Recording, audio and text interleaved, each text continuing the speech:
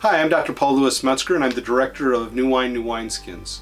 Welcome to New Wine Tastings, where every week we'll have an opportunity to engage people from diverse backgrounds, all in the attempt to build relational bridges through Jesus in contemporary culture.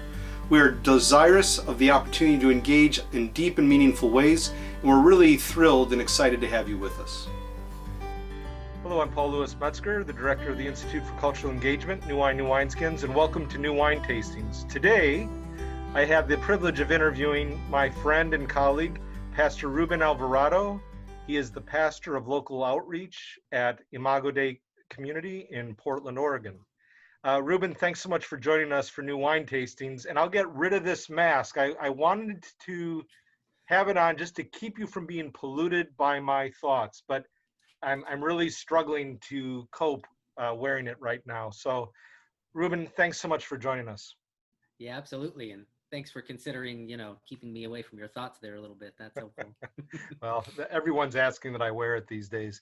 So, Ruben, just grateful for the opportunity to connect with you and have people hear more about your work at Imago and what you're doing as the pastor of local outreach. Ruben also serves as an advisory council member for New Wine, New Wineskins, as we draw from the insights, the experience, the expertise from various leaders in their communities. Ruben, share with us what it's like for you in the midst of what we call the new normal. And I'm thinking of COVID-19, I'm thinking about all the political, cultural tensions in Portland and beyond. Just, if you would, just share with us what it's like for you presently in your work. Sure. Um, you know, it feels like it's all over the map, and that's like literally, we're all over the city in conversations and trying to figure out where things are at, but it's also emotionally, it feels all over the map. Topically, it feels all over the map in who we're serving, what needs we're seeing, anything from food insecurity to housing to, people in the sex industry to, you know, racial injustice. And it just feels like, if I'm really honest, it feels heavy most of the time, and it feels like jarring to go from one conversation to the next, to one heavy thing to the next. And it's really probably not until, a week or so even into some of these, later on, that it hits me the weight that I'm carrying sometimes. And then you add to that the responsibility of pastoring, people, and the struggles that they're facing as they face this new normal, and upheaval, and as they face their own, you know, mental health and spiritual health, as they're isolated and feeling not part of community. And it's just a really strange time to try to pastor and try to be present with people when you just literally can't be present with people. And you're trying to do all these Zoom calls, and yeah, I guess the best way to explain it is it just feels all over the map and a little bit jarring. And yet amidst that, there's some real beauty and some real hope that I get to witness being in this role. So I'm grateful, that God doesn't feel jarred, I don't think, by it all. And God doesn't feel, like he's being taken all over the map. He's there and he's at work. And when I see those glimpses, it just reminds me of what this is all about anyway. And, as you're the pastor of local outreach, you're certainly playing a key role in terms of care for the congregation itself, but you're reaching outside beyond, quote unquote, the walls of a local church, right? And Yep. so, you can feel it in some ways differently than many others of us because you're engaging with the community in very concrete contexts. And you mentioned some of those just a few minutes ago. That's a lot. And do you ever feel like, because with the remote access, so to speak, we're often working from home or things of that sort, it just seems like our mornings kind of blur into our evenings, which blur into our nights, which blur into our next mornings. And I just feel at times like I'm just on this hamster wheel or this, Yeah. this treadmill, and feel like I'm not making any headway, though I'm pushing. You ever feel that way in the heaviness and the jarringness of it all? Absolutely. And it's funny, my wife actually also works at Imago. And so here we are, both on our computers at the same dining table, in different parts of Imago's ministry and work. And if we're not careful, like all of those Zoom meetings, all of those things, all of those conversations, they just bleed into the evening and into the next morning. And so we've had to set some of those parameters on how we're going to navigate just workload, right? But when you're reaching outside of the city and you're hearing stories and you're involved in trying to figure out how to help our city's most vulnerable, Mm. sometimes that action of like, okay, I'm going to go put my computer away now because work's done, it feels really heavy to make that decision sometimes, because it feels like you're not doing a thing, or that you're not, participating in the thing that needs to get fixed for someone, that needs to get handled for someone. And that weight is probably the thing I carry into the evenings and into the morning, even after I've put my computer away, even after I've stopped the work of the thing. It's working on my mind, it's working on my heart, and that heaviness, that weight of carrying other people's traumas and traumatic stories, it just gets hard. Mm. So yeah. Yeah, well, and we'll talk more about that, in a little bit. And again, I'm grateful for your work and the connections that you're making. uh, I believe you've indicated that Imago has received um, some additional funds Yeah. that can be allocated to serving those most vulnerable in the community at large. I think I'm correct that you had shared that with me. Is that right?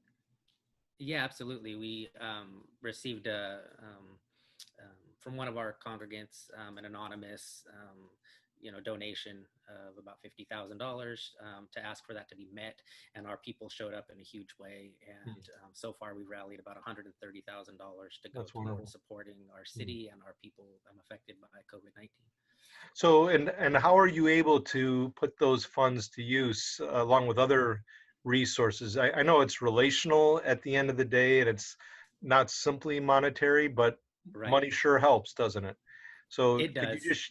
could you just share a little bit about how those resources are being put to use in our community? Sure thing. Yeah, it feels really strange for me, and I think a lot of our community, because we often say at Imago, like one of the best things we have to give to our city is our people, is service and relationship. And um, to kind of pivot so hard to be that the one thing we actually have to give in this season is money, because our people are facing crisis as well, and aren't as available, or you can't go and serve in certain places with shutdowns. So that's been a shift, to realize that that's what we have in this moment to give. But like you said, it sure helps. And in this season, when finances is one of the greatest needs that a lot of people are facing due to job loss, due to, all kinds of reasons affected by COVID-19, it's been huge. Imago's been, our staff has been part of a lot of conversations over the last 7 to 10 years, around diversity, around racial injustice. One of the things that came up as we responded to other crises in the past was that relief funds don't always get dispersed equitably, and especially private relief funds tend to come from those who have resource and go out to those that they have relationship with. And often that looks like goes out to people who look exactly like them, and who live in similar places. And so one of the things we wanted to keep on our radar was, how can we equitably make sure that this money is going out to communities that have less access to other relief funds. And then the other things we've learned along the way have been that a population's most vulnerable people become even more vulnerable during crisis. Mm. And it would be really hard for some of the stories we're hearing to separate out if the need started before COVID-19 or after COVID-19, because vulnerable communities just get more vulnerable during crisis. And to just say we're not going to try to hold too big of a line on that, right? We just want to be here for our city's most vulnerable, and we want to do it equitably. And so we've reached out to, started early on, just reaching out, offering prayer and encouragement and togetherness to existing partners as well as new partners. And so what we found in that process early on was that there was a couple of groups that had largely been unseen in our city and by our city's churches. And so one of those groups was girls in the sex industry or who had left the sex industry. Single moms who were looking at, because of loss of legit jobs, having to consider, and some going back to street-based sex work in order to provide for their families. And some of those, just really horrific stories of, pimps dropping girls off on the street saying, you can't do your work anymore. You can't provide for me. Then you've got to figure out on your own. And to hear of girls for the first time being homeless in their life, and the fear, as different organizations that I talked to saying that their workload in that arena was increasing 300%, that they were having, just dozens more girls reaching out to them every day with food insecurity and, just bodily safety insecurity. Where are we going to live? Just so many of those things that we realized we needed to step in to help some of those organizations who were doing that work. And to hear from those leaders at those organizations who, were responding with things like, I was one of them at Cupcake Girls. This woman, the director there, she said, I'm a believer, and I had sent out all of these emails to all these churches at random, asking anyone to help, and nobody had responded. And I'm sure churches are getting just a ton of emails right now. She goes, but I was sitting here saying, God, where's your church? I was sitting here crying, going like, God, where is your church? How do they not see this, these people who need you and need your people? And then she goes, and then you called, and it was like, instantly I felt hope. Instantly I felt like, okay, there's somebody that sees, God speaking, and we're going to be okay. I think our people are going to be okay. I think we're going to be okay. One of the other groups that we found recently, early on in the process, was extremely vulnerable, were immigrants in our city, people who were undocumented, asylum seekers, DACA recipients, day laborers, people, even those immigrants who are, have documentation but might have job loss, and to say that many of them had less resource to even the governmental relief funds that were coming forward, and weren't going to receive those. So as children had to start learning at home, and parents lost work, it became really difficult for a lot of families in our city.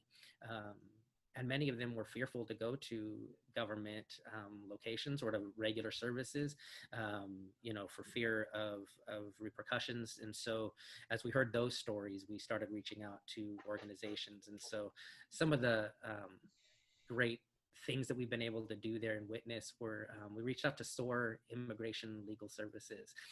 One of our community members is a lawyer there.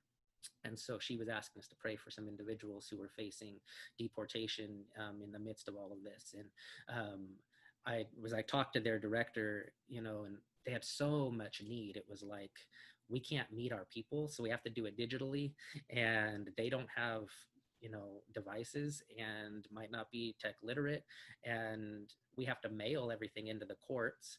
And so the immigration system is still operating, and it's on the same time frame. So we now have to, within our normal 30-day process, to get everything, submitted for, asylum seekers, we now have to account for a 5-day process to mail and a 5-day on this end. It just all got shorter.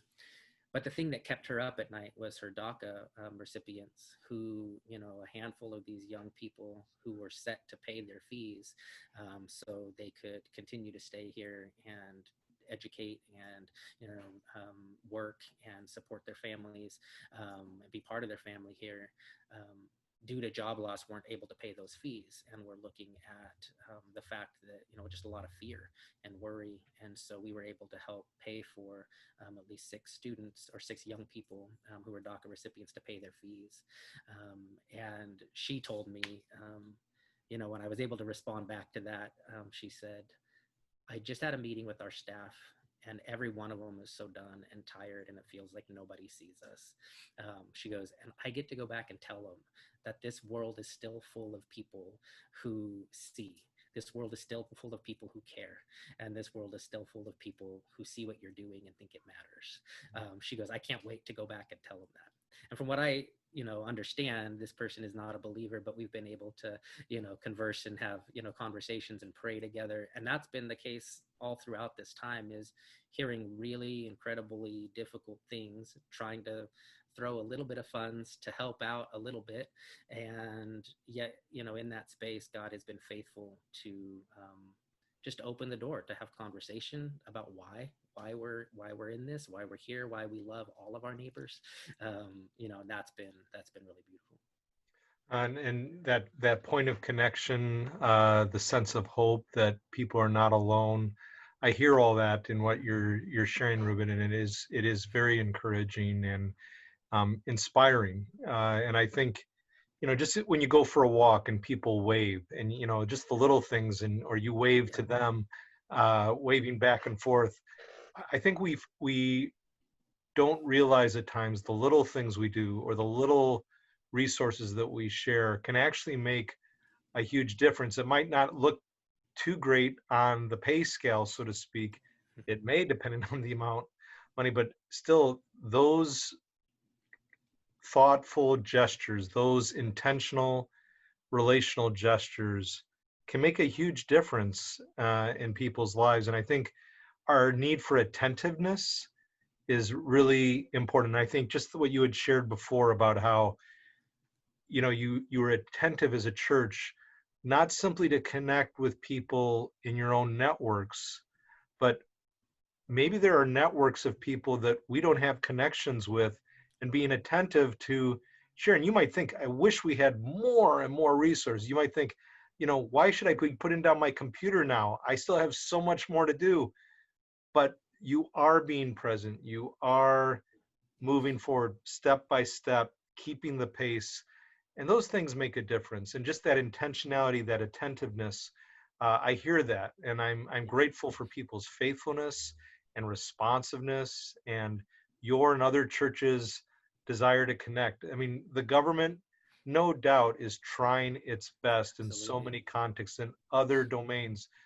But we, the church, must also play a key role, because no one was expecting COVID, at least not at this level, right? And I think of all the other turmoil we're facing, it's so difficult, and we've got to do our part. And I'm so thankful for the part you're playing, and others with you.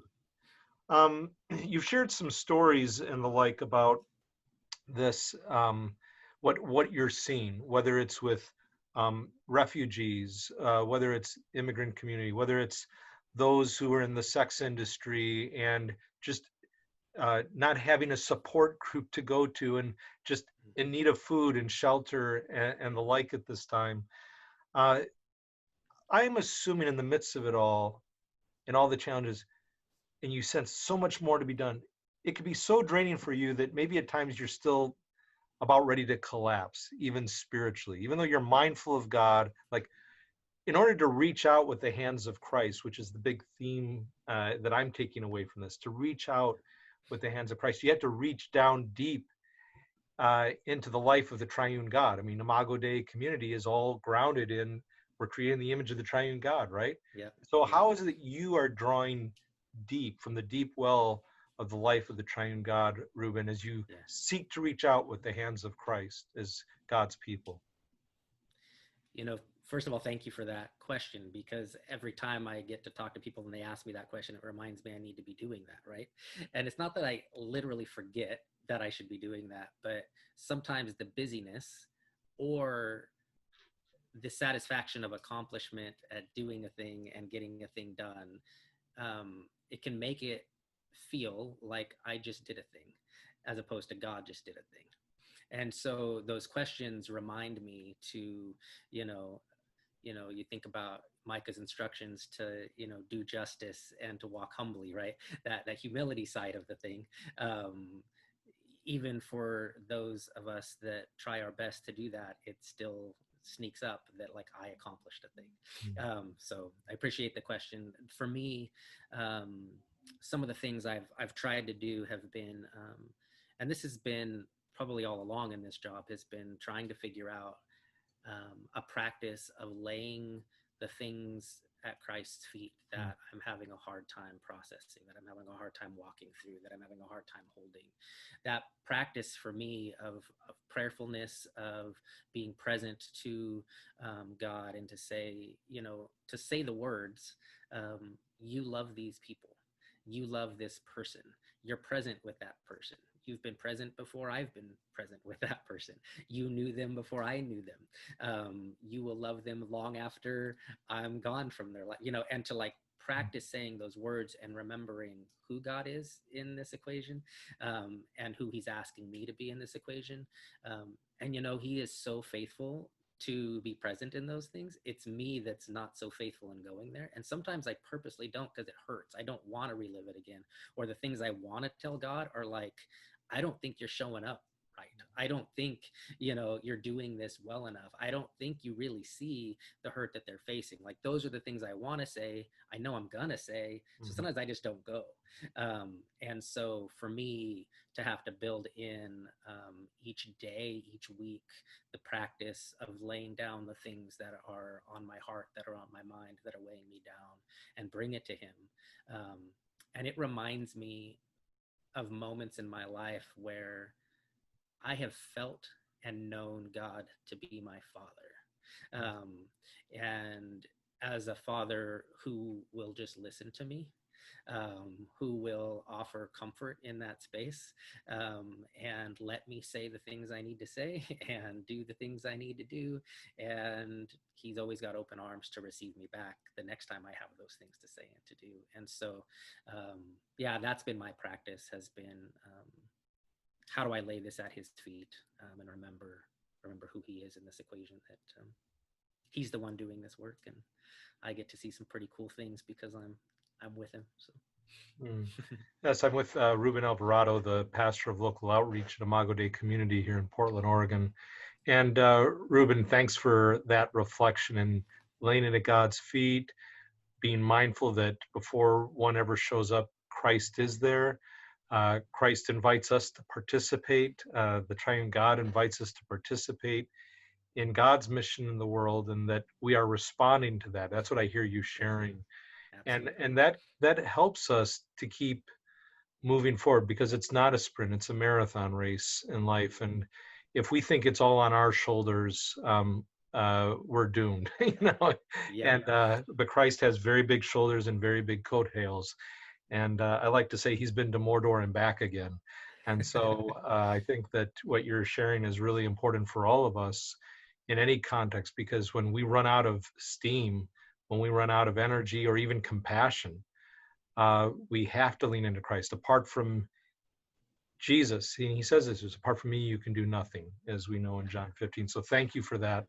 And is there a way that people can find out more about the work you're doing, whether it's pastors in other churches that would want to connect? I know you got so much on the plate, but if people want to know about some of the work you're doing there, Ruben, is there a way that people can find out?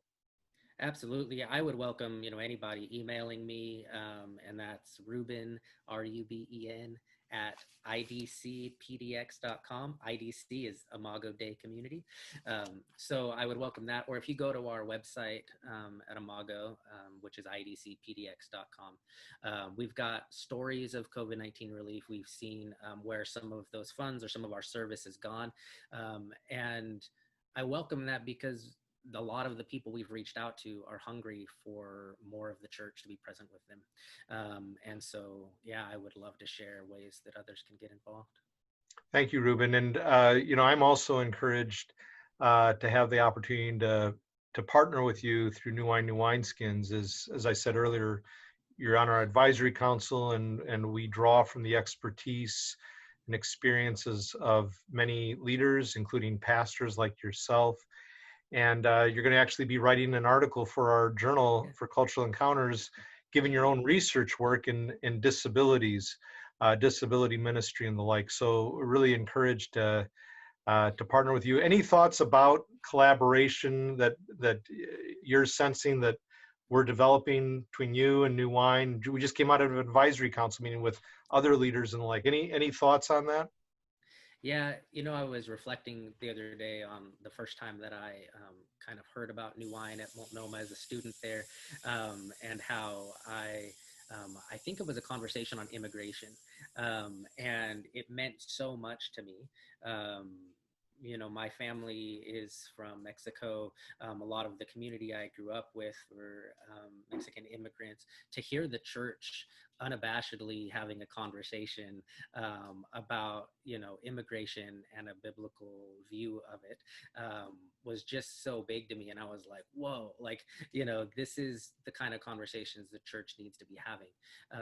And so as I reflected on that, I was like, I'm so proud to be a part of New Wine's AC going forward, talking about the future of like, what are the things the church needs to be talking about? What are the things the church, needs help navigating and starting those conversations, because we're not all experts in the different things that come our way. We're not, well informed about all the things that hit us. And yet there's actually quite a bit of resource within the church and within organizations like New Wine, through relationship, through the work that people have been doing, that God has been doing in their life, to be able to bring that to bear on the church's ability to walk through things. Just super excited about that. Thank you. And Ruben, we were talking the other day about just the political strife, the cultural strife that, is all across the land, and it seeps into churches too, right? I mean, I think I've had so many conversations with pastors of different denominations, different cultural contexts, and they're really trying hard to know how to navigate. And it's not just on one issue, it's on a multitude of issues. And one of the things I hope we're going to be able to do, because New Wine, we like to cultivate credible conversations on how to engage, whether it's on multi-faith discourse between various faith traditions, or faith and science, sexuality and gender, race, etc., politics. We've done a lot of work in those areas, drawing from both scripture and social psychology and other thoughts. And I'm hoping that there might be a chance for us and some others to work together on that.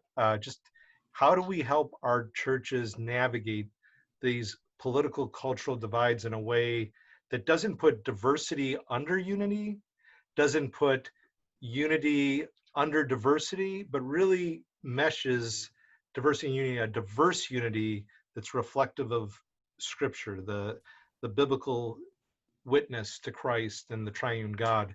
Any thoughts on that before I ask you for closing thoughts for our interview? Yeah, I love that so much. And I feel like it's so needed. And we can, take our like particular moment right now as we're looking at, racial injustice all across our country.